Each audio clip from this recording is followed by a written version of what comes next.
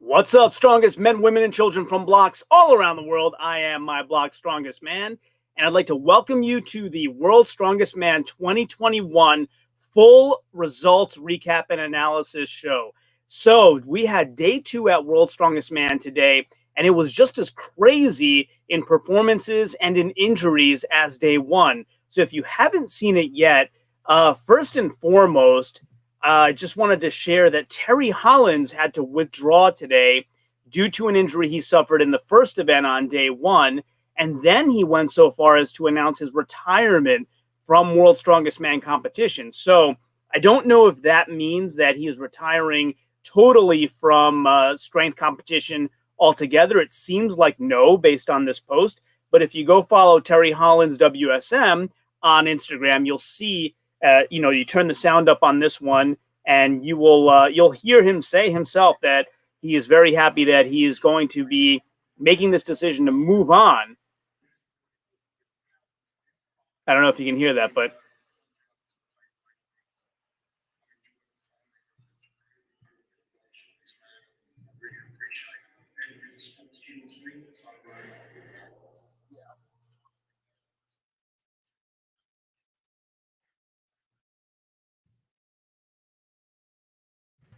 he's saying in his latter stages of his World's Strongest Man career to call it a day. So he has other, businesses going on. Terry's done some modeling recently for different athletic wear. And, maybe he wants to devote more time to those other ventures and feels like he's kind of put in the work and put in the years and had a great career, which all of that is true. We've enjoyed watching you, Terry, for all these years. Sad to see you go, but very excited for what comes in the future for you. So that was one big kind of shocker announcement. I probably shouldn't have led with that one because it's the most shocking one. But in addition to that, Jerry Pritchett had a post on Instagram today. And if you read this, he talks about, a lot of the fans wondering why he didn't do better on the deadlift on day 1. And he didn't do poorly, but Jerry is among the best deadlifters in the world. And so he explains here a whole bunch of injuries that he's been going through and kind of carried in with him to World's Strongest Man this year. So he has a back issue that's causing him a nerve problem in his quad. He has a torn labrum. So a variety of different issues here that he describes in his Instagram. And he talks about, he's not going to give up. He's going to push through. He still wants to make it to the finals and do as well as he can there. So unlike some of the other situations that have been withdrawals, Jerry is not planning on withdrawing. He's planning on fighting through. So that's the second big piece of news that we heard about today at World's Strongest Man 2021 is Jerry Pritchett and the whole host of injuries that he's been fighting through. And amazingly, when you see his placing, it's shocking how well he's doing despite all these injuries. Jerry, really a true warrior. And then the third piece of news today, Chris van der Linde pulled out as well. So he had to withdraw.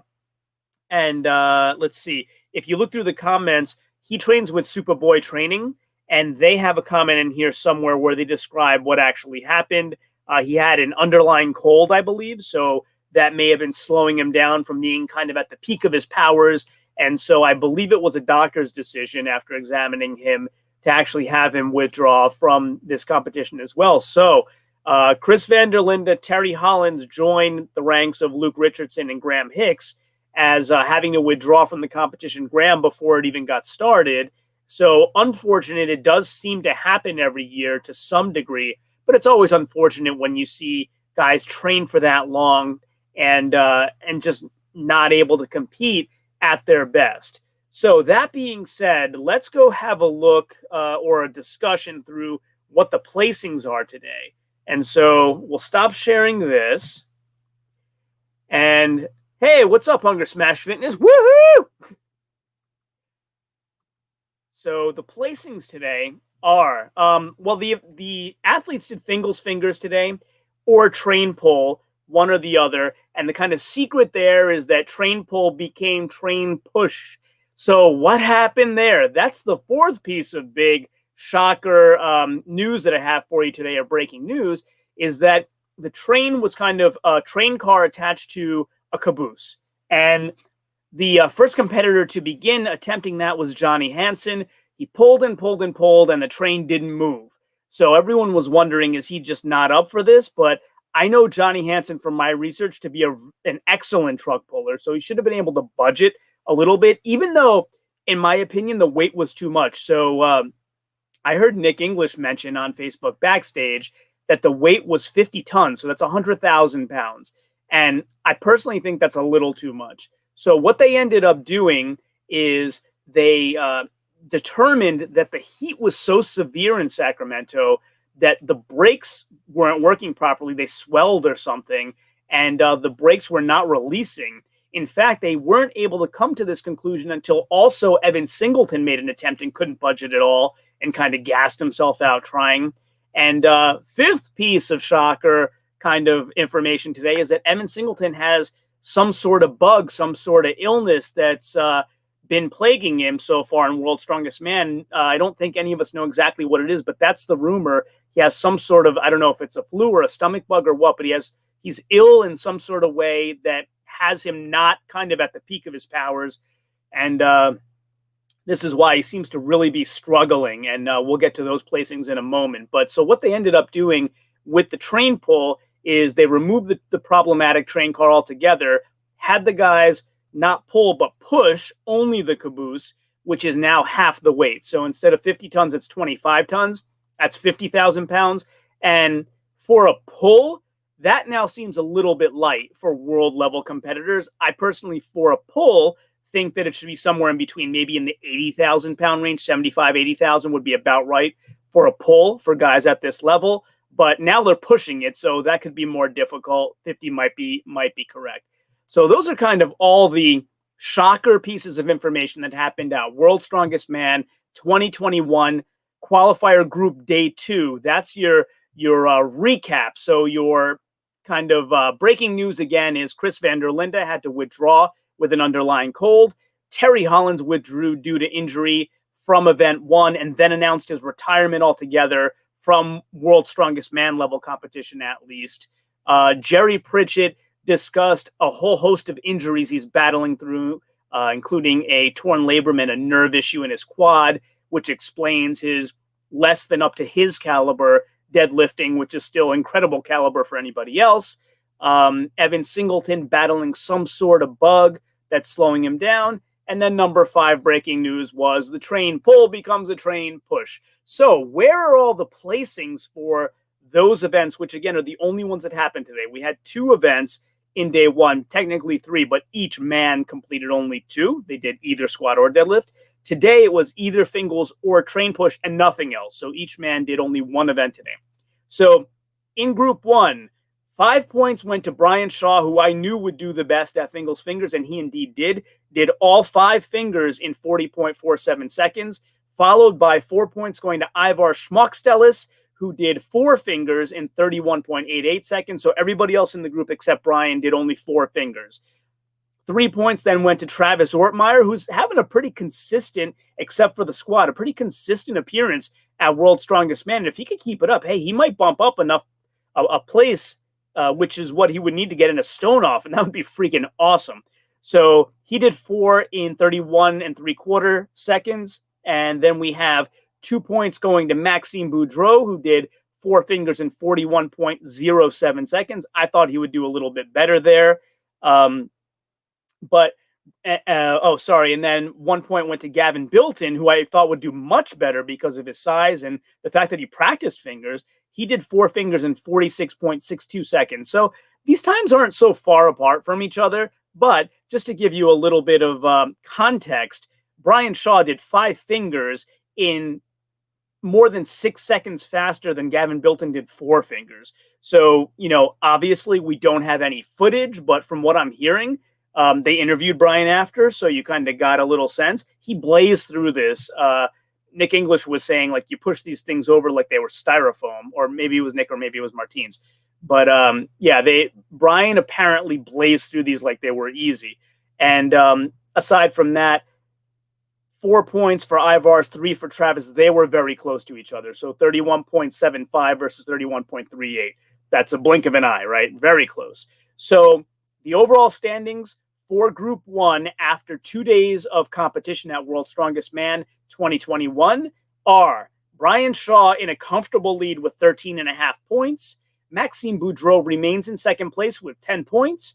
Ivar Smokstel is hot on his heels with 9.5, only half a point behind now. He's made up quite a bit with the Fingal's fingers. Travis Ortmeyer in fourth place with 7 points. And then Gavin Bilton in fifth place with 5 points. So we have tomorrow the overhead medley. And I believe it would be, I think it's the overhead medley and the front hold. And for those who have it necessary, the stone off. So I don't know why they didn't at least plan for the overhead medley today. I know it got late with the whole train thing, and they probably would have scrapped it anyway. But and maybe that's what happened. Maybe that's what happened. But Friday's supposed to be a rest day, and I hope they don't kind of not finish these things tomorrow and give them their rest day on Friday. That happened last year where the guys didn't get their rest day because of weather, and it would suck to see that happen again for guys that are working so hard in 100-degree plus weather. 100 plus plus. I think I heard the forecast was 109 for one of these days, which is totally absurd. They shouldn't be moving around stones and trains in an oven. It's ridiculous. So group two. In group two, they got train push. So group one had Fingal's fingers. Group two had train push. And so 5 points in the train push went to Johnny Hansen. Big kudos to Johnny for attempting to pull the train with the brakes on. I heard he pulled for over a minute before they realized what was happening.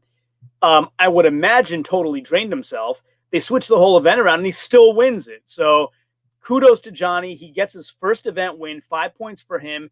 And doing it after such a situation is really, really a huge accomplishment. 4 points then go to Trey Mitchell in the train push. So Johnny did it in 35.86 seconds. Trey did it in 36.31, so less than a second more. So Trey, very fast there. 3 points go to Tom Stoltman, 37.83 seconds. So that would be about a second and a half slower than Trey. So not that much slower. And then 2 points went to Evan Singleton. He did it in 39.73 seconds. 1 point went to Mark Felix at 42.58 seconds. So kind of the spread there, 35-ish to 42-ish, a 7-second spread among the guys there.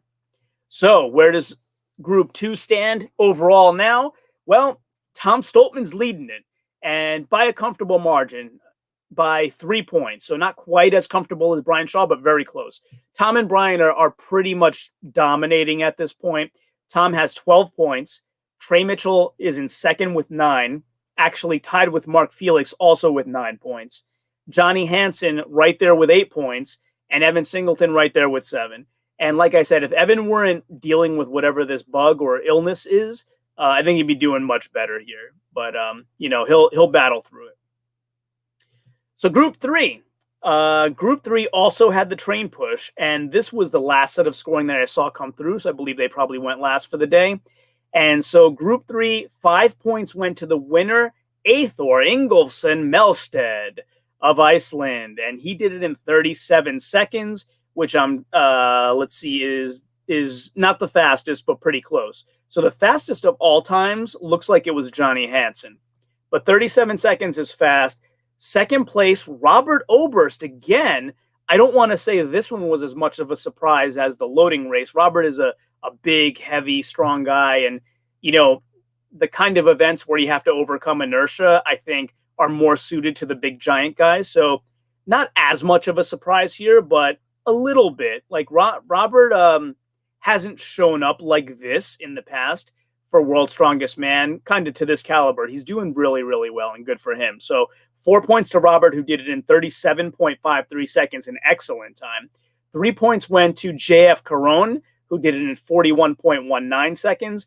And 2 points went to Mikhail Shivlyakov, who did it in 44.12 seconds. So if you watched the recap that Big Laz and I call her Medium Liz did yesterday, I didn't catch the one they've done earlier this evening, but yesterday, Liz was making the point that with this many people withdrawing, now the last place doesn't get 1 point. They get more than 1 point. So it's a little easier for them to make up ground, even if they're last, so, and especially if they're not last, but they're not getting 1 point for being last. So for example, in this group, Luke Richardson withdrew. So Shivlikov came in last, but got 2 points, not 1. So where's the overall standing for Group 3? Well, JF Caron still in first place by 2 points. So he has 12 points, kind of the same total that Tom Stoltman has in his group. Athor Ingolfsson Melstead is now in second place with 10 points after this 5-point monster run here. Good for him. Robert Oberst and Mikhail Shivlikov both right behind him with 9 points apiece. So that can go either way. Then we have Group 4. And in Group 4, 5 points went to Jerry Pritchett, who won the Fingles Fingers. So Group 4 had Fingles Fingers, not Train Push. And Jerry won that. And I just got to say, with that litany of injuries that he's going through, to still win an event is just unbelievable and amazing. And he's starting to form a pattern now, like from the Shaw Classic last year, where he gave so much of himself on that Hummer tire deadlift, to this working through this 3 injuries that he has to win a Fingles Fingers. Jerry is becoming really, and probably always has been, a true warrior, like a Shivlikov-esque warrior that just never says die. 4 points in that group went to Konstantin Janasha. So the whole talk before World's Strongest Man was, are we going to get the good Konstantin or the not so good Konstantin from Siberian Power Show versus Wuss Bahrain? Seems like so far we're getting the good Konstantin. He got 4 points for second place in the fingers. He did 3 fingers in 26.48 seconds. And just to put it in perspective, Jerry did 4 fingers. So he did 4 in 41.19. Nobody in this group did 5 fingers. And then you had Adam Bishop in third place doing 3 fingers in 27.21 seconds. And this is an even more exaggerated example of getting more points than you may have otherwise gotten. So Adam in third place, which is last, gives him 3 points, not 1 point, because both Terry Hollins and Chris van der Linde withdrew from this group.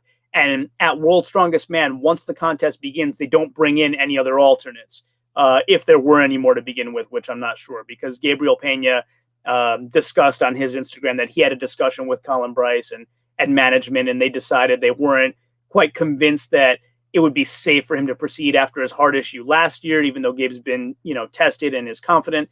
But the good thing that came out of that, which is another piece of news that we may not have mentioned yesterday, is they did not bring him in as an alternate, but kind of as a goodwill gesture said, we're going to give you our world-class medical staff to give you a full workup, every test that you could possibly do cardiologically wise while you're here. So that's what Gabe's doing now, and good for him. Awesome. He said on his Instagram today that everything looks good so far. So it's a good consolation prize, right? Like, yes, it would have been awesome to see him compete. I'm sure he was chomping at the bit to compete. I know he was, because we talked. But, if you can't, it's good that they kind of made that gesture. And so that's Group 4. Group 5 had Fingles Fingers as well. And nobody in this group did 5 either. So Brian Shaw was the only one to complete all 5 fingers and did it in blazing fast speed. So kudos to Brian. He really has come in focus and really can almost cruise the rest of the way through the qualifiers. Not quite cruise, but I mean, he's comfortable now. Like you can see it, and you could see it before he even began. The stress level from last year wasn't there. If you looked at the videos on Shaw Strength where kind of he was hanging out with Eddie Hall in the room and Eddie was doing his normal shtick, Brian just seems on his videos to be much more at ease, much more relaxed. I don't know if it's because he feels like he's more prepared this year or what have you, but he may have, and I think he has said this as well. He put a lot of pressure on himself last year, and maybe he's kind of tried to take steps to avoid that, but he looks very comfortable, and it's showing in his performances. So Group 5 had Fingles Fingers. 5 points went to the winner, Alexei Novikov. So finally Novikov has come back and put in a really good showing on one of these events after a bit of a scare on the loading race where he only had 2 points on that loading medley race because of the frame portion. And even some rumors were going around saying he probably should have been last because he turned around backwards and tried to walk it backwards, which if you think about it, you're using different non-fatigued muscle groups now. And so not everybody's convinced that's within the rules. But anyway, he got his 2 points. Irvin Toots got the 1 point. But that being said, it is what it is. He did get the 5 points on Fingal's fingers today. 4 points went to Luke Stoltman. So Luke Stoltman surprising me. I'll say it. In the last video I saw with him and Tom looked gregarious, ready to go. Luke looked, I don't want to say dejected, but I think he was maybe just tired that day or something, because he's really performing pretty well here. And, I got the impression he wasn't as motivated as he could be, but I think I got the wrong impression. So Luke Stoltman, 4 points, does 4 fingers in 28.92 seconds. Really, really fast time. And I want to make the point, actually, that my buddy Hunger Smash Fitness in the comments area told me, so we'll give him credit, is that Alexei's getting a lot of fanfare for winning this event, but he did it in 28.44, and Luke Stoltman did it in 28.92. Like, I don't even think the human eye could see that difference. So everybody that's heaping praise on Alexei, heap it on Luke Stoltman too, because he's right there with basically the same time. 3 points went to Bobby Thompson here. So he did 4 fingers in 36.25 seconds, an excellent time, but substantially more than the other 2 guys that we just mentioned. 2 points went to Kevin Ferris, who did 4 fingers in 36.31. Again, like a blink of an eye slower than Bobby. So lots of drama, high drama in Group 5 today. And then we had 1 point going to Irvin Toots, the late addition, 3 fingers in 29.44 seconds. So he did them quickly, but only 3 out of 5. So where does Group 5 stand? We have Bobby Thompson and Luke Stoltman tied at the top of Group 5 with 11 points each. Kevin Ferris and Alexei Novikov then tied right below them with 10 points each. It's only 1 point away. And then Irvin Toots a bit below with 3 points. Maybe not his year, but again, he was a late addition. But these other guys, this can go any way. We have an overhead medley coming. So Alexei Novikov did well in Fingal's fingers. He's a monster dumbbell presser. He better be a monster axle and circus barbell presser too, with Luke Stoltman and Bobby Thompson going against him in this event. So I don't know. It's been said that, of course, Alexei's quicker on the transitions and whatnot, like Bobby slower and more methodical, so it's no problem. But and hey, Big Laz actually told me that Luke is slow and methodical on transition as well compared to Tom. But I don't know. You got to be able to handle the weight. And we all thought Alexei could handle that frame weight, and it gave him fits. So let's see. This is going to be very interesting. I wouldn't guarantee Alexei wins this overhead medley. Not in this group anyway. So we'll see what happens. And then you have the front hold, which who knows? Who knows who's going to win the front hold? I think Bobby's going to do well in it. I don't have my spreadsheet open right now and who I predicted that would actually win that, but I thought Bobby would do very well. I remember giving him lots of points there. And hey, if Alexei can win that front hold and, Bobby and Luke don't do well, maybe Alexei gets himself in a position for a stone off. And he's only 1 point behind Bobby, despite being looking like he's at the bottom of the pack because there's so many ties. So Alexei could theoretically even still win the group. I don't think he will, but you never know. And then what do we think is going to happen in Group 4? Jason, let's see. Do you believe Oberst has a chance to move on to the finals? Tomorrow's a big shoulder day. Let's pop you on the screen, Jason. I believe he does now. I'm going to be honest, and I think I'm not alone. There are millions of people that I think are in the boat with me. When this all began, I think he had no chance to make the finals. No chance. And I actually have a buddy who put $10 on it with somebody that there's no chance he would make the finals. But he put himself in an excellent position with that loading medley. And, he didn't do well with squats, but after that, he did very well with the train push. So 2 out of 3 events, he did very well. Overhead medley. I don't know how great he is with a dumbbell, but if he can get it, you only got to get it up and lock it out once and move on to the next implement. So if he can get that done, I think the other 2 implements are right there for him. He's traditionally a big log lifter, but, these 2 weights are not astronomical. So I think he'll do very well there. Who does he have in his group? Let's see. So Oberst is with JF, is not a great overhead presser. So I'm not in my predictions. I didn't, expect the best of him. Yeah. He'll get, let's see, against these guys. Melstead has, So it's funny because you have to kind of put into perspective different kinds of overhead lifts. Melstead, when he and I talked recently, when I interviewed him, told me he believes he actually still has a natural stone overhead press record. And even if he doesn't, he has the second best overhead press record in the world. Now, does that translate into a bar or an axle? Maybe, maybe not. It's a different hand position, but he does have overhead power, so we'll say that. And then Shivlikov, I think Oberst can outpress Shivlikov. Richardson's out. Oberst's chances go up automatically because there's only 4 guys in the group now. So he can outpress JF. Yes, JF is good at everything. Pressing is one of his lesser events. So I think Oberst can outpress him. I think Melstead might give him trouble. Oberst should be able to get 4 points in this. Oberst should be able to get 4 points on that overhead medley if his transitions are good. We'll see. And if he can lock out that dumbbell. And then on the front hold, I don't know. Only time I've ever seen Robert Oberst do a front hold was on Strongest Man in History, where I think he, Brian, Nick Best, and Eddie Hall were trying it at Nick Best's house in that cul-de-sac that you see on all his videos. And did he win it? I thought Eddie won that. But yeah, he's decent, but is he going to beat? I think Shivlikov's going to win the front hold because of that tenacity that he brings to the deadlift, that like, I'm not going to give up kind of thing. How funny would it be if we watched Mikhail Shivlikov do a front hold till his nose bleeds? How about that? We'll bet you $10 that happens. So I think all 3 guys can beat Oberst on the front hold.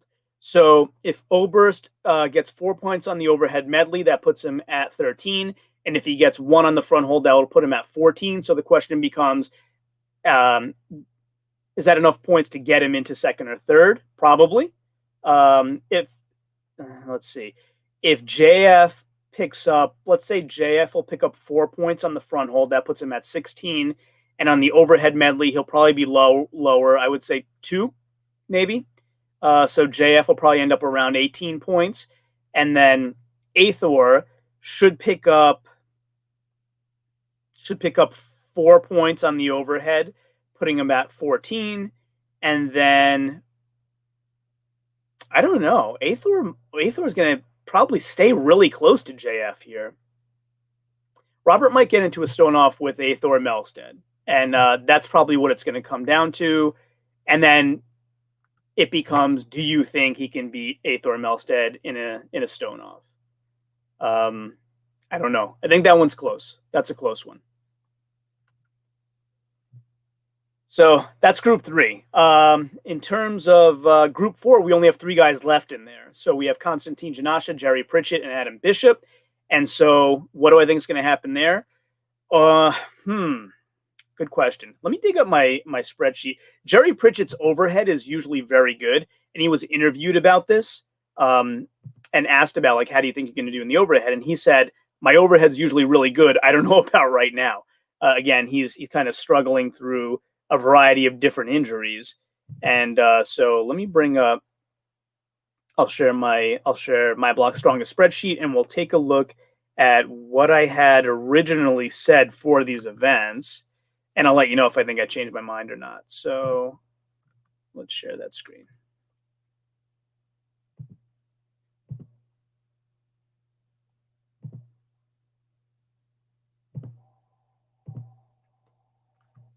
There it is.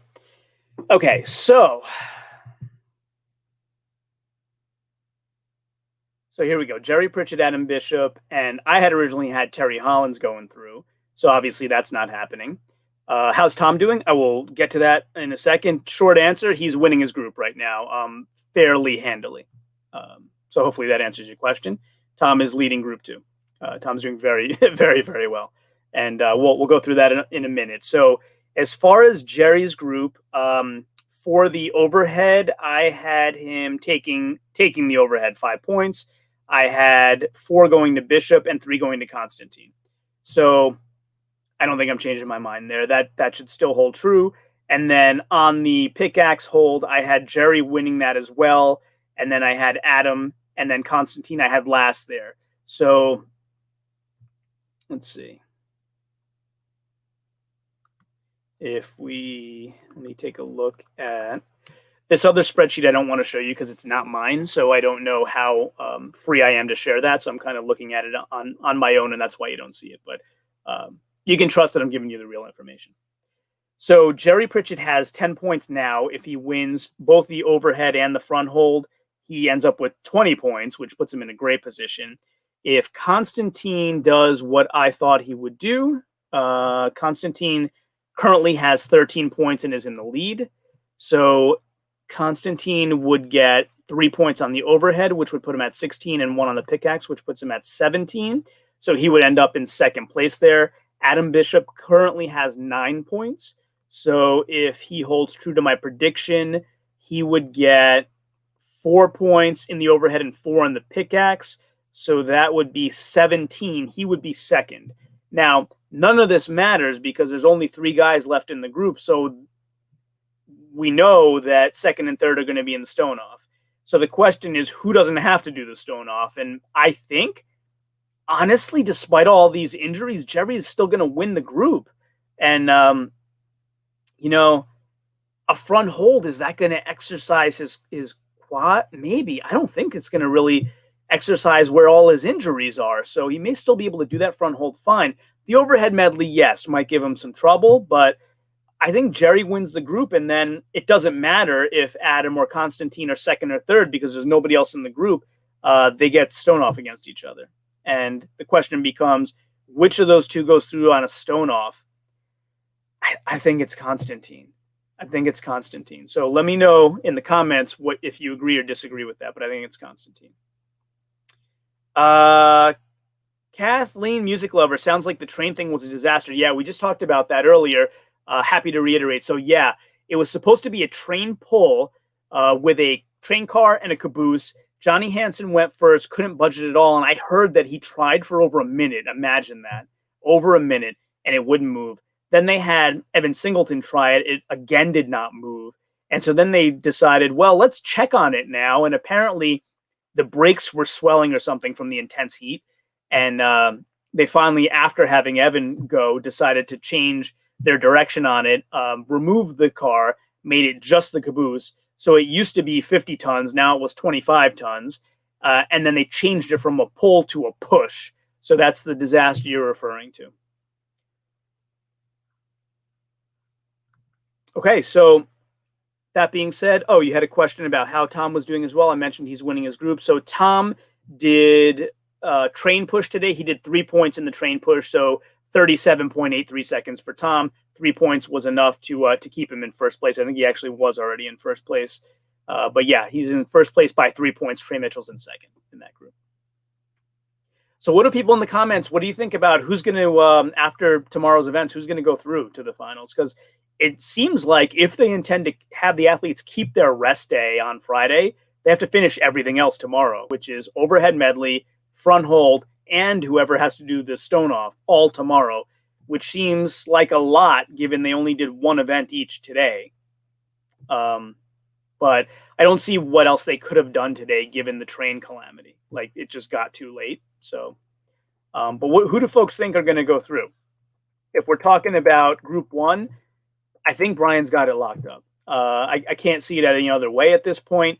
You have overhead medley, which he may not win, but he's decent at. He's incredible at dumbbell.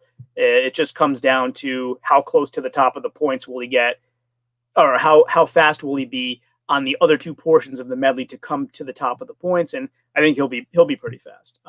I've been convinced that my original thoughts were bad. And he is good with overhead medley. So he might not win it, but he'll have enough points. And then front hold, I think he'll do middle of the pack, which will be enough. So I think Brian definitely wins. Maxime and Ivars are really close to each other. What do folks in the comments think about Maxime and Ivars? Who's going to go through? Because the way that it started out was Maxime was 5 point. He won the loading race. He got 3 points in the squat, and then fingers he got 2. So he seems to be getting fewer and fewer points as we go through, but it may just be which events they are. Ivars, on the other hand, started off with 1 point in the loading race in the infamous barrel dropping incident. So he dropped one of the barrels in the loading. And come to find out, a lot of people who know a lot more about strongman than I do, like athletes, actual strongmen, are saying that barrel was ridiculous. It was way too big. There was no way to grab it properly, and they should have never had it in there. And on top of that, the metal banding was cutting some of the athletes' fingers. So JF, for one, in his interview, said he went slow on purpose so he wouldn't cut his hands up. So Ivar's was 1 point there. He split 4.5 points on the squat with Brian Shaw, and then 4 points on Fingal's finger. So Ivar seems to be getting stronger and stronger as we go. So I don't know. Overhead medley, Maxim's a monster. I think he'll do better than Ivar's there. And then front hold, who knows? They'll probably both do very well there. It's difficult to predict, but I had predicted them both to do pretty well there. I think Max is going to edge out second place, but then again, doesn't matter. As long as those two guys stay in second and third, they go into a stone off, and it just becomes who's a better stone lifter, and Max is a better stone lifter. Max has been solely focused, not solely, but almost solely focused on improving his Atlas stone lifting all since last year ended. That yoke, all his weaknesses. And I interviewed Maxime Boudreau, and I'm convinced that he's one of the best stone lifters in the world right now. He'll win a stone off. And then, so what do we think? Brian and Maxime, sound good? All right, group 2, Tom Stoltman's going to win the group for sure. So overhead medley, he's very good with. Transitions, he's good with. Pressing, he's good with. So he'll win that. Trey is a great overhead presser, but Big Laws has me convinced he can't transition as well as Tom. So we'll see what happens. But yeah, Trey may get his 4 points there anyway. And then front hold, Tom did not look good to me with front hold when he was practicing it on his YouTube channel. But then somebody brought to my attention that they made a later video where he dramatically got better. So we'll see how that plays out. I don't think he has to do well on front hold to win the group, so Tom gets through. And then it becomes a question of Trey Mitchell or Mark Felix. Mark Felix is notoriously not great with overhead, so he probably won't do well there, and Trey will do exceptional there. And then front hold, Mark is very good with, and I don't know how good Trey is. I think Trey will end up in second. If they're in a stone off, Trey definitely wins that stone off. No doubt about it. The best stone lifters in the world right now are Tom Stoltman, Brian Shaw, Trey Mitchell, and newly Maxime Boudreau. So, yeah, Stoltman and Mitchell. Everybody agree? Hey, what's up, Sid? Sid, you agree that Tom Stoltman and Trey Mitchell are going through from Group 2? All right, Group 3, JF's going to go through. Well, I don't know. If Athor does really well in these other two events, JF might end up in a stone off. I think JF beats these other guys in a stone off, though, more handily than Athor does. So if Athor wins the group, JF, with all of his experience, I think will find a way to win the group. So overhead medley's not his best. He also won't do as poorly as he did last year. That was kind of fluky. And, last year he only did the one rep he needed to advance. And then in the finals, he didn't do great with the log ladder, but I don't think that's indicative of what he will always do with overhead pressing. So he's not going to win the overhead medley, but he'll do better than he did last year. And then front hold, I think he'll do well with. So JF or Athor will win the group. And then if JF is in the stone off, he'll win the stone off against Oberst or Mikhail. And if Athor is, I don't know. He's more of a speed and overhead pressing guy. Oberst may be able to beat him on stones. So depends on that one.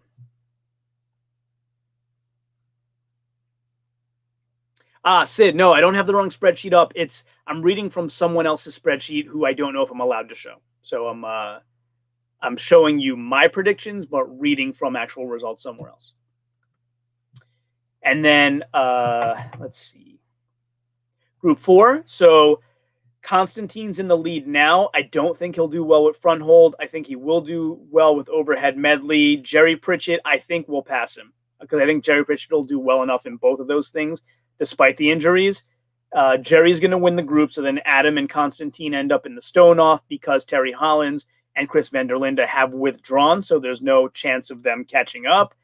And in a stone off between Adam Bishop and Constantine, I think that's close. I think Constantine wins that stone off. So Jerry Pritchett and Konstantin Janasha from Group 4. Let me know if you agree in the comments.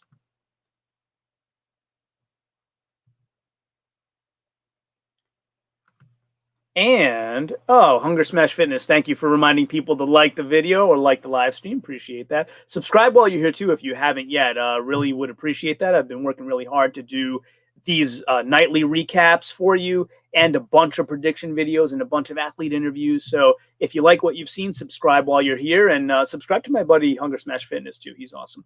Not enough points for which one, Sid? And while we think about that, I'll tell you about Group 5. So Group 5 is really, really tight. Group 5 is too close to call. So it depends. Bobby Thompson has 11 points now. And then let's see. In my prediction, I had him doing 4 points in the overhead medley and 5 in the pickaxe. So that would solidify him in the first position. He would end up with 20 points. Luke Stoltman is doing better than I thought he would. So he has 11 points currently. And then in my prediction, I had him predicted to do 3 points in the overhead and 3 in the pickaxe. So that would be 6. That would put him at 17. So Bobby would have 20. Luke would have 17. Kevin Ferris currently at 10 points. And I had him predicted to do 2 points in the overhead medley. And let's see, what do we have here? And 2 in the pickaxe.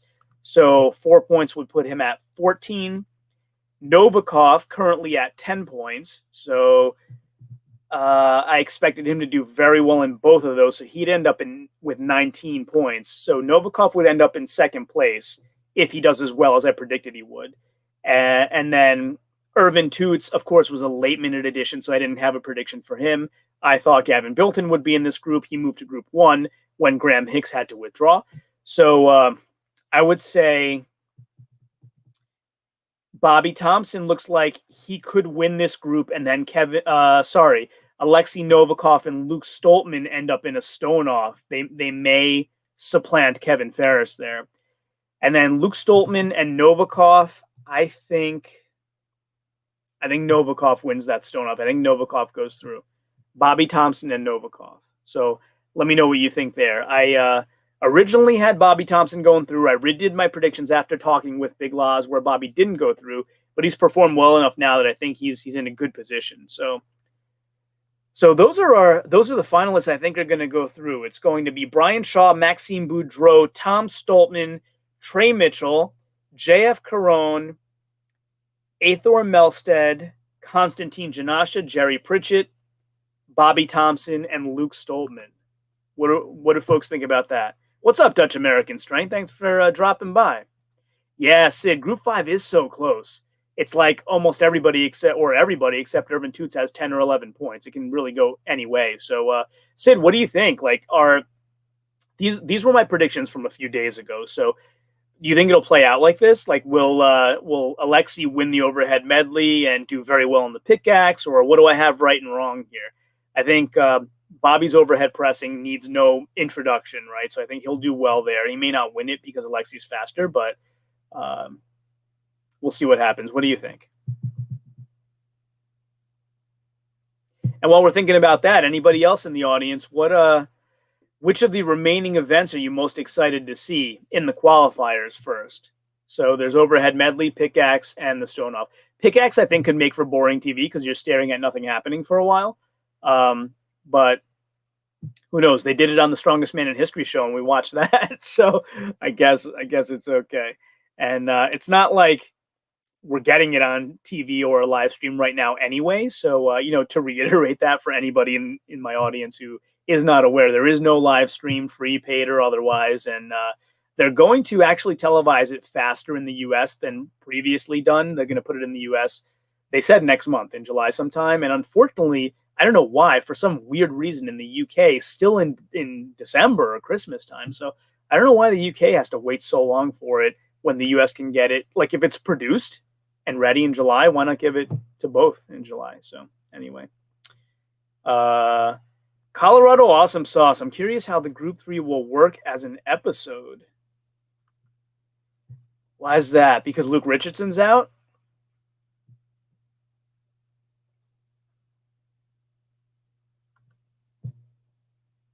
Or because Robert Oberst did things we didn't expect?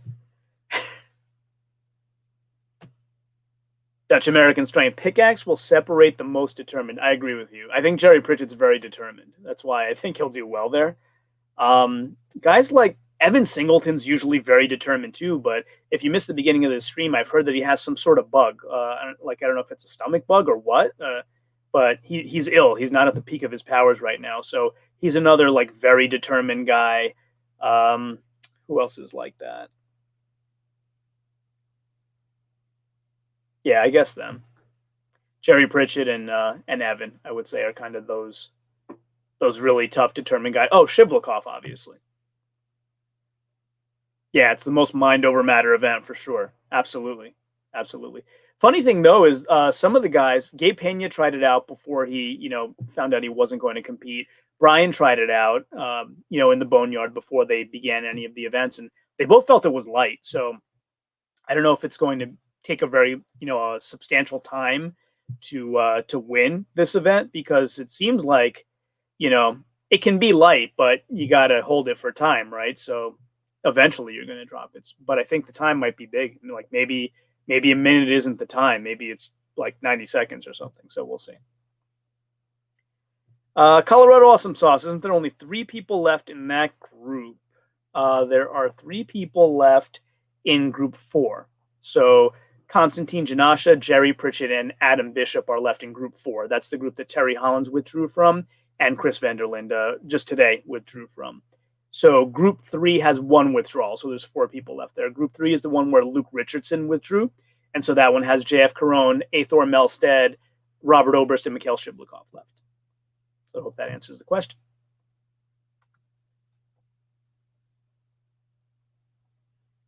Colorado Awesome Sauce. Sorry, I'm talking about the group with only 3 people. Yep, group 4. Yep. Group 4. So the funny thing was, I was thinking about when Jerry Pritchett was mentioning all these injuries, I was wondering if he actually does withdraw as well, then like Konstantin and Adam just automatically make it. They, I guess, wouldn't even have to do the other events, because 2 guys go through and there's only 2 left. And as mentioned earlier in this live stream, if you missed it, at World's Strongest Man, once the contest starts, no more alternates are allowed in. So doesn't matter how many drop out, they don't go reach for more. So why did Hollins withdraw, says Dutch American Strength? He had an injury. So he got injured in the first event, the loading medley. He got an injury in the loading medley. And so the second event that he had after that, which would have been the deadlift, there's video of him. He was going to do it, and he came over to the cameraman. It's on his Instagram if you want to check it out. He came over to the cameraman and said, like, can you make sure you get good shots of me? This may be the last time I ever lift anything at World's Strongest Man. And then he made another post after that where he actually said, I've had a great career at my age. I have other things I want to do. And, I gave it a good shot one more time, but I think I'm going to call it a night, call it a career. And that's it for World's Strongest Man. Doesn't mean he won't compete at any other contest, but I think he's saying World's Strongest Man level, he's done. So that's what happened with Terry. I loved watching Terry compete. So that one was really unfortunate. Yeah, you saw a post saying he would retire. If you listen, like turn on the sound and listen to all the words, I think he's specifically saying he's retiring from World's Strongest Man. So he might do lower level competitions, maybe. I would imagine like he's going to take some time off, recuperate, see how he feels, and decide from there. It's kind of like Big Loz. Like Big Loz took time off, and I interviewed him recently too. If you haven't seen my interview with Big Loz, go check that out. He's awesome. Fountain of knowledge, funny, nice guy, and you'll really like it. But something like that. Like he's coming back for one more competition now at Royal Albert Hall, the Strongman Classic coming up. I think it's in July, pretty soon. And for him, he retired with that stigma of injuries as well, and he wanted to go out on his own terms. So he's going to compete at this other contest, the Strongman Classic, and he's been asked, if World's Strongest Man reached out to you and you qualified, would you do it again? And he said, I really have no interest in doing World's Strongest Man one-day contests, or okay, like I'll do this one, see how it goes, and decide from there if I'm going to do any more one-day contests. But as far as World's Strongest Man, I have no interest. So Terry might be in the same boat. Like maybe he'll rest, recuperate, let some time go by, and then, decide, hey, let me see if I can qualify to go do a one-day event, see what I have left, go out on a positive note, not on an injury, but maybe not World's Strongest Man anymore. Colorado Awesome Sauce. I wonder how much motivation Bishop and Pritchett will have to do well in the 2 events remaining, since they're both in the stones no matter what. That's a very good point. If it were me, I'd save my energy for the stones, right? Which one of them do you think would do better in the stones? I think Jerry's going to win the group, but if he doesn't, which of these 2 guys do you think would do better in the stones? Jerry or Adam? Bishop looked really good with stones in his prep, but I keep getting warned by everybody. You can't go by people's prep. They show their best stuff, blah, blah, blah, blah, blah. Or some of them haven't peaked yet and show their worst stuff and whatever. But Adam put up some pretty big stones for reps in his prep. I think like 210 for 3 reps, kilos, like 210 kilos for 3 reps or something. So Adam's very good with stones, very prepared. If they just take 1 rep to get minimum points, how will they turn that into a 45-minute episode? Ah, I see what you're saying. They'll put in more commercials with the robotic dinosaur like last year. That's what they'll do. They'll find some TV production way to do it. Those production geniuses that are way smarter at this stuff than I am. Kathleen says, don't underestimate Luke in a stone off. He was working with Tom. Yeah, Luke is strong with stones. There's no 2 ways about that. I think it'll be close. If Luke gets into a stone off, he has a substantial shot at it. Like, there are very few guys who you say they're bad at stones. Bobby Thompson is not good at stones, and Evan Singleton has been working his way back up with stones after the injury, so he's at a lower level than the other guys as well. So those are like 2 guys that you would say they're not great at stones. Everybody else has a shot at it. You have like the best in the world, Tom Stoltman, then Brian Shaw, then Trey Mitchell and Maxime. You have the guys that are upper echelon, but everybody else is close to each other. They're all good. Kathleen says, Laz and Liz are great. I agree with you. They are great. They've been very, very helpful to me. I can't thank them enough, especially Laz. He's, been like a mentor. I go to him with questions about, this sort of thing. I consider him the best in the space. I know there's a handful of people doing this type of coverage, and I consider him the best with interviews and with competition coverage. So I go to him with questions all the time, and he is very, very giving with his time. Can't thank Laz enough. And Liz for her scientific approach to predictions like I do. So I actually I sent her this so I can show my work and have it graded. Sid says, I should think Group 4 will 1 rep the remaining events. Probably. Yeah. Bishop consistently does well on stones as comparing to Jerry. Yeah. Like I said, Bishop looks really good with stones. And if you compare to what you are saying, kind of his track record, I think he'll do well. He'll do well. Jerry, Jerry gasses out sometimes, and since stones are last, he seemed last year, keg was one of the last events, and he was gassing out there. So, it might turn out that way if they're in a stone off. Again, I think Jerry's going to win the group, but if he doesn't, it may go Bish's way. I'll say it's likely to go Bish's way. Adam and stones over an injured Jerry.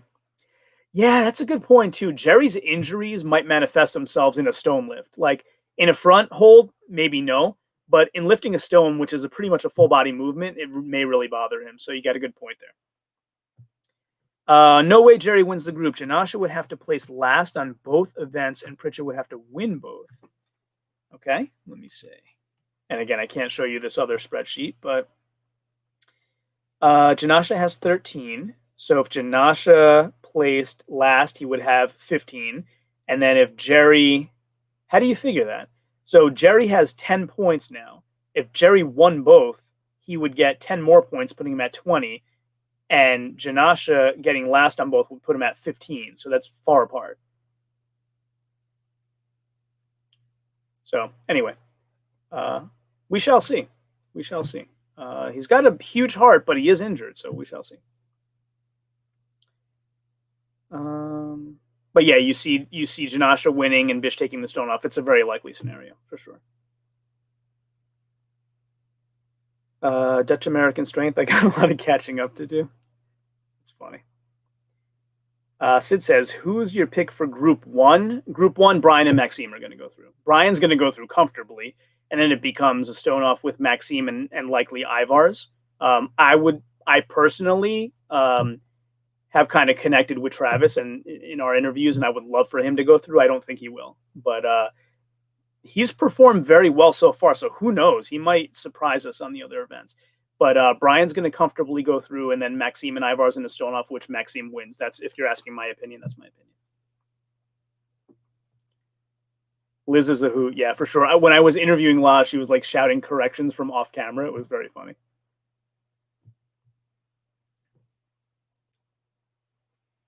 Let's see. 2 points per event to place last in that group as long as he doesn't zero. Okay. Kathleen says, so second and third have to do with stone off. That's confusing to me. Kathleen, that's confusing to thousands of people. Many of us don't know why they do that. So basically the way that it works is first place in the group automatically goes through to the finals. Second and third place do this stone off, which is an increasing weight of stones, which I believe starts with 140 kilos. So one guy puts the stone over, the other one puts it back over. The weight increases, the weight increases, the weight increases, and the heaviest stone is 210 kilos. So if both guys can put the 210 kilo stone over, they keep going for reps until one guy can't do it anymore. So that's how the stone off works. Now, why do they do it? I personally don't think they should, and many people agree with me for a variety of reasons. So my main reason is because now you're making two competitors do an extra event that the winner didn't have to do. So having some competitors that did a certain number of events and other competitors that did a different number of events is like sapping their energy level unequally from each other and putting them in different positions in the final. So I just think for that reason they shouldn't do it. But that's my position on it. I'll get all caught up even with tomorrow and get back with you on tomorrow's vid. Awesome. I appreciate that. Yeah, I'll try to do it a little earlier tomorrow. I don't know what time zone everybody's in here. Got a little late start this evening, but I'll try to do it a little earlier tomorrow. I actually beat Big Laws to his recap video last night, but tonight he got me. Yeah, he got me tonight. Had to get the kids to bed and whatnot, all that stuff. Stone Off is great TV, and this is a TV show before it is a sport, sad to say. I'm sad to say that I agree that is the reason. Yeah, you're absolutely right. That's what it is. It's a TV show before a sport for sure. I've covered other contests other than World's Strongest Man. So I covered Mammoth Strength Challenge along with the production crew here in the U.S. And I covered also Central Georgia's Strongest Man, where I was working part of the color commentary there. So I've seen how other contests are run, and World's Strongest Man is its own beast. First of all, the groups is a unique thing. What does everybody think about having groups at all? Because many other contests, like look at Wuss Bahrain, there were 15 guys and they were ranked 1 to 15. Like there's no qualifying groups and get to the finals and all that. That's kind of, I believe, unique to World's Strongest Man, or at least somewhat unique. I haven't seen it done in other contests. But what do people think about having to win your group and get through, and maybe someone who would be the best overall in the events in the finals not making it through because the events in the qualifying groups are not their events?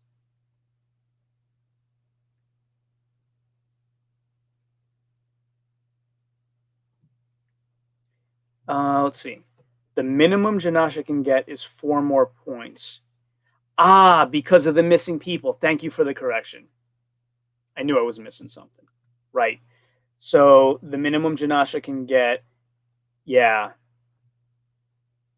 No, isn't the minimum would be 6, wouldn't it? Because there's only 3 people in the group, so 5, 4, 3. So the least he can get is 3 and 3, right? So if he got 6 points, that would put him at 19. And then if Jerry got 10 points, that would put him at 20. They'd be a point apart. So you're right. My apologies. You're right. They would have to be, Jerry would have to win both, and Janasha would have to be quote unquote last, which is third, which is why I missed it, for Jerry to win by a point. So you make a compelling argument. Janasha probably will win it for the injury reason and for the mathematical reason. So good point. Kathleen says, seems messed up to me, but I'm just a fan. I'm just a fan too. I'm just a fan who tries to do a lot of research before he speaks. But yeah, just a fan. I've never competed.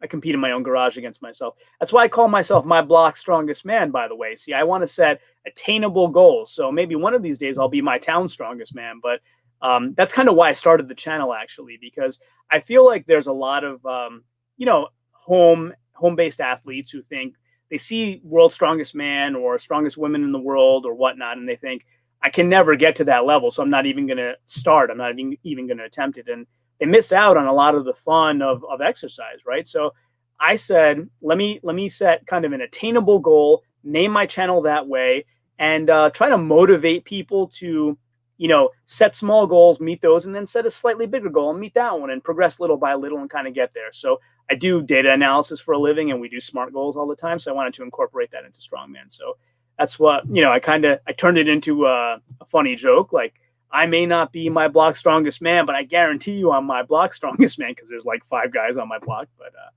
it gets fun sometimes. I actually went across the block. My friend lives across the block, and I challenged him. I said, my block versus your block, and he said, I concede, you win. So it was pretty funny. Sid says, no, literally the sport was made up for a TV show. Yeah, I know. I agree. I'm old. I'm not old enough that I would have watched the first ones. I was actually alive for the first ones, but very, very young. So I didn't watch those in real time, but I have seen them, like the 77, 78, the original ones. Does everybody have, so we're talking about World's Strongest Man now. Does anybody have a favorite of all time? Not necessarily the best of all time, but a favorite. Mine's Magnus Samuelsson. And funny enough, when I was talking to Big Loz, that's his favorite too. So I found that really interesting. I should reach out to Magnus and get an interview now. It's a sign. It must be.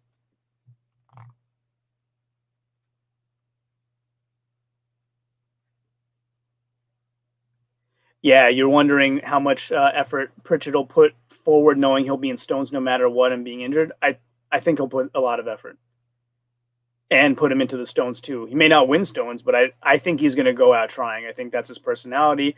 I think that's what he said his personality is in his post, and it's what I've seen of him. He's not a guy that gives up. Like, if you saw him in the Shaw Classic last year with that Hummer tire deadlift, giving everything he had and then trying again, like, he's not a guy that gives up. So injury or no injury, knowing he can get through or not, he's going to try to the very end. I'd be surprised if he withdraws. These guys don't compete very often, so I think in his mind it's like, hey, I'll give it my all. I have a year to recuperate. So that's my opinion. Big Jeff Capes is your favorite. Jeff Capes is a multi-sport athlete. I found out, I don't know if you or anybody in the audience knows this, but he was a champion cyclist before he was a strongman. Like, at that size, like, he was like a huge guy beating small guys on bicycle riding. So look that up. It's pretty awesome. Kaz was so intense and intimidating. Yes. Where would you put Kaz all time on your list? So I've talked to some knowledgeable people recently, and they agree with me. I have him 3. So my all-time list, I think Big Z is number 1, and there's nothing anybody can do to surpass him. He won too many things, not only World's Strongest Man, but so many. I think he has, 8 Arnolds. He won so many championships in so many different areas, and especially after having a slow start for so many years and then racking them all up in that amount of time, nobody's ever going to pass Big Z. I believe even without the 5th championship, Brian Shaw is number 2 all time now. If he wins his 5th, he will still be number 2.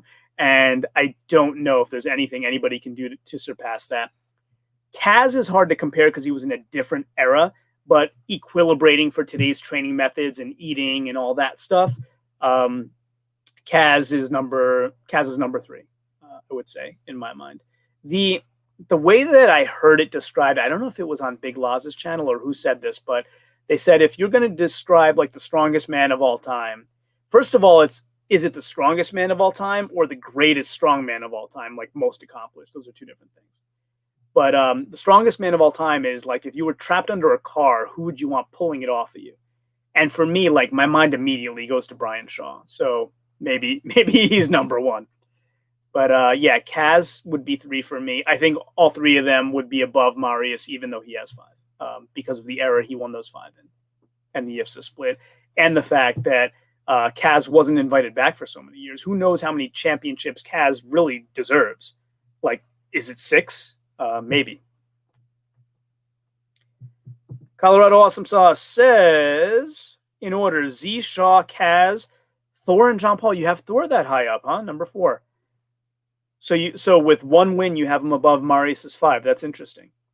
I can't disagree. Like if we're talking about, I have this argument in basketball all the time, like the LeBron, Michael Jordan argument, where, well, LeBron has racked up numbers that have surpassed Jordan and whatever. And my counter argument always is, you're asking me who's the greatest. And the greatest to me, at least in basketball, isn't necessarily who's racked up more longevity, but who is the most difficult to compete against. And Michael Jordan, I believe, is way more difficult to compete against than LeBron James. LeBron James distributes the ball a lot. If I were playing one-on-one, Jordan's the most difficult and therefore, to me, the greatest. So if we take that to strongman, Thor is up there. Thor, like, he doesn't have the number of championships that Brian and Z have, so you would knock him down. But when you say, if I were competing against him head-to-head, is he one of the hardest to beat of all time? Absolutely. So it depends on how you how you come to your conclusion, what criteria you use. Thor also has 3 Arnolds. Good point. Very good point. Kaz got cheated. Yeah. I really wish Kaz were allowed to compete every year so we would know how many championships we have. We're going down a rat hole now. If we're talking about getting cheated, we have O.D. Wilson got cheated too. But yeah. All right. Well, it's very late here. I think I'm going to drop off. Did everybody get all the information and updates and recap that you were looking for? Any last questions about what happened today that you'd like before I drop off for the evening and we meet again tomorrow? Give you a few seconds.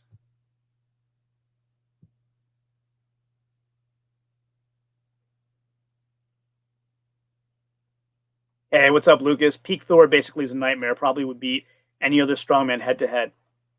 Not in a Viking press if the other guy's Eddie, but let's not get into that. I don't want to start a whole thing. Thanks, everybody, for joining my blog, Strongest Man, tonight. Really appreciate you. Make sure to like and subscribe. I would appreciate that for all the hard work I'm doing. And we'll see you again tomorrow night. And, of course, until then, as always, ciao, homie.